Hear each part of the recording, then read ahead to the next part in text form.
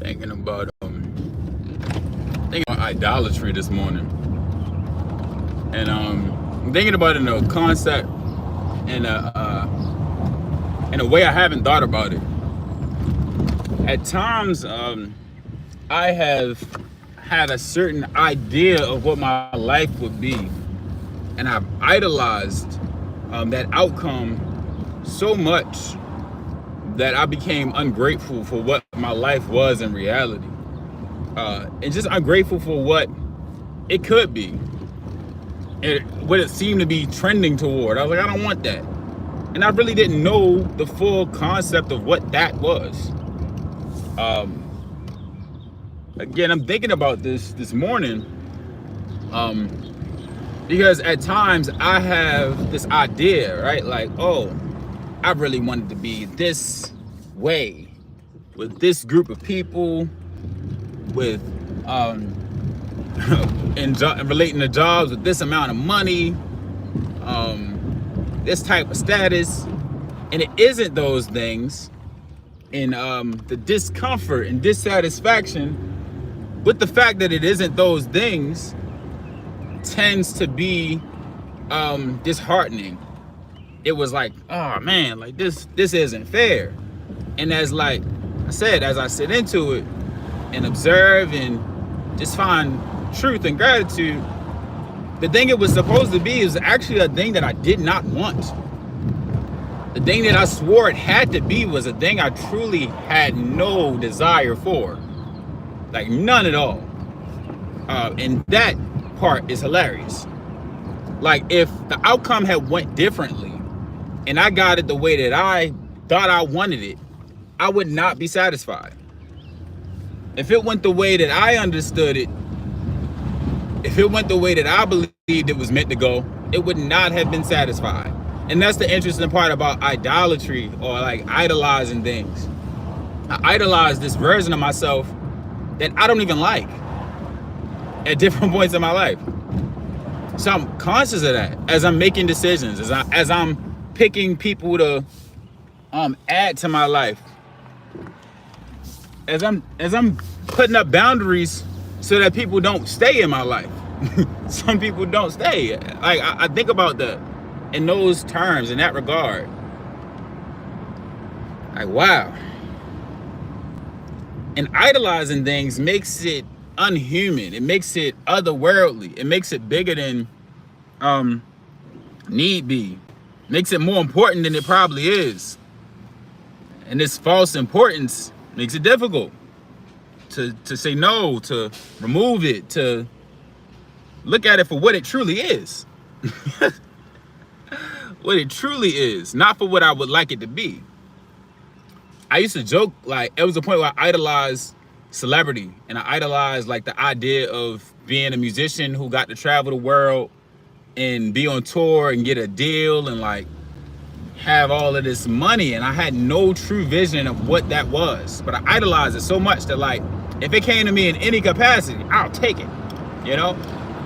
And then like I lived a little longer and I started to think a little harder about what I was asking for. Oh yeah, I want to be on tour.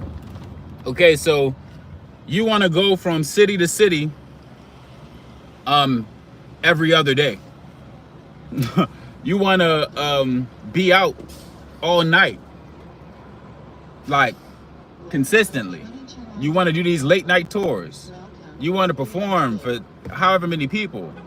And like it makes more sense like if it's approached from like what do I enjoy, but it don't really look that enjoyable the older I got.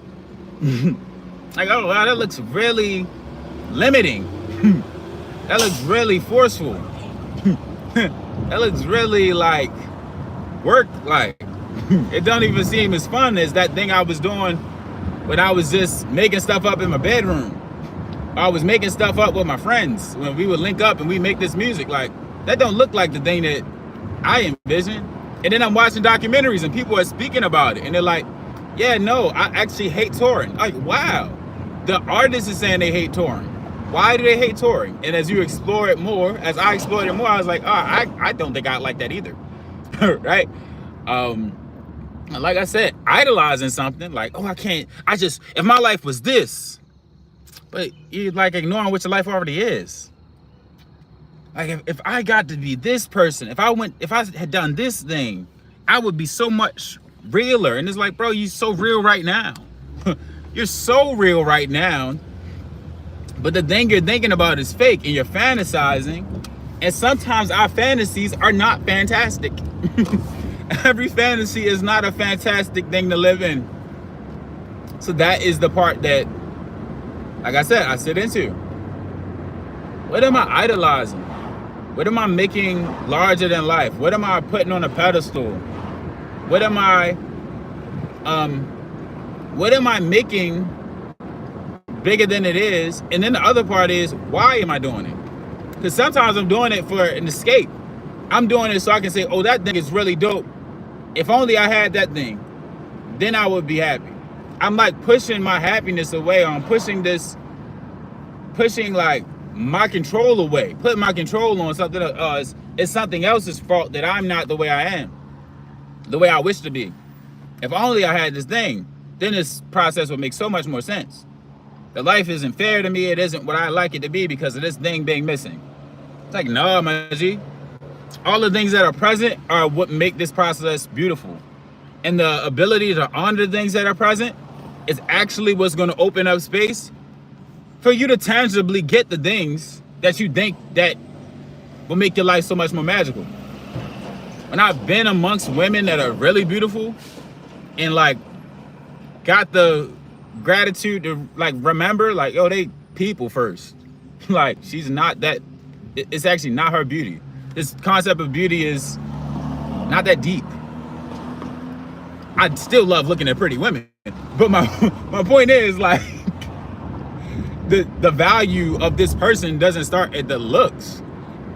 It's like, even as I think about the arguments about dating right now, like it's pee in a dating pool. It's like, okay, but like full concept, what are you outside dating for?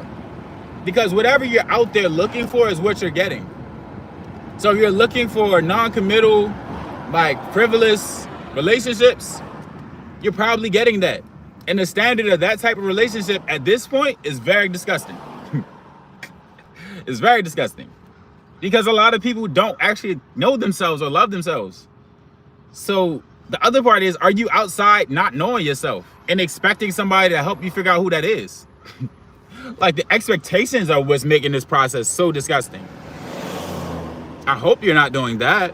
I hope you're not putting your expectations on somebody who doesn't owe you anything.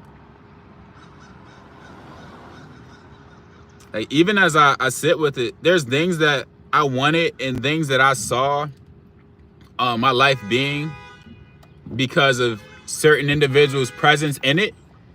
And it's like, actually my life can be that without all of them.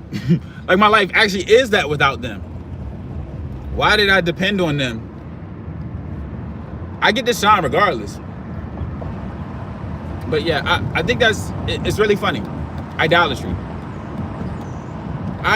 What am I idolizing? Why am I idolizing it? Am I looking to escape something? Is there something I don't want to feel? Is there something that I'm not addressing? Is there something I'm in denial of? Am I denying my desire for something in hopes that that'll help my experience? Like, oh, I don't really care about that, but I do. I don't really care about celebrity, but like, I do. I have. What's actually the bad part about it? Maybe it's the overdoing. Why do I overdo it? Maybe I really want something from this that it doesn't have the capacity to give me. That's another part of dating. I want you to be everything. It's like, why do you want a person who you just met to be your everything? That is wild. Why is there no space to breathe in this relationship? Why don't you care about yourself? Why do you feel challenged when somebody tells you, I feel like you don't care about yourself? Like, that's wild. Like, what is this? Where are we as a society? I joke about that too. Like, oh, society's made me this way. It's like, no, like society is a collection of people and a collection of agreed upon standards. you help in agreeing with some of these standards. You're helping and agreeing with these standards by not speaking up against them. That's actually one of the bigger issues with society. When people remain silent about things that they find problematic, that's agreeance. That's compliance. Not speaking up against it is compliance with it. Like, I'm not going to fight. Like, your no is a vote. Your denial of it being problematic is actually part of the problem. So yes, dating is what it is because we're coming out here expecting things that actually shouldn't be expectations. Issues with communication, issues with self-love. But I've done my own issues. I've done my own problematic things in dating. I think about like the reasons I've dated. And I've laughed at myself when I've thought about like, if sex was out of the equation, would I even be interested in this woman right now? Like if sex was not a part of this, what value does she hold in my life? And same for me, like if I wasn't a sexual opportunity for this beautiful woman, if I was a sexual opportunity for this beautiful woman, does she really care about any of the things that she's claiming to care about? I've had the women who like yoga because they want that work. Simply put, she like yoga because she want the work. She gonna listen to this song because she want the work.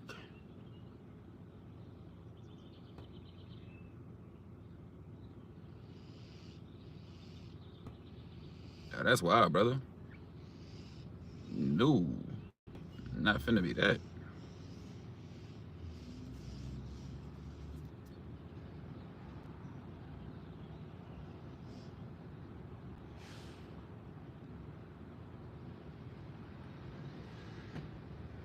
$20.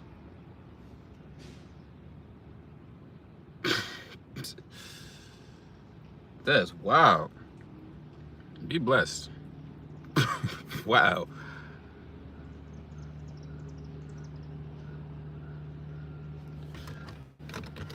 Ugh. Life is funny. But that was my thought for the morning. I hope y'all have a blessed day. I hope y'all do the things for yourself that you expect others to do for you. You know, do for yourself before you come asking community for anything for the self. All right? Be blessed.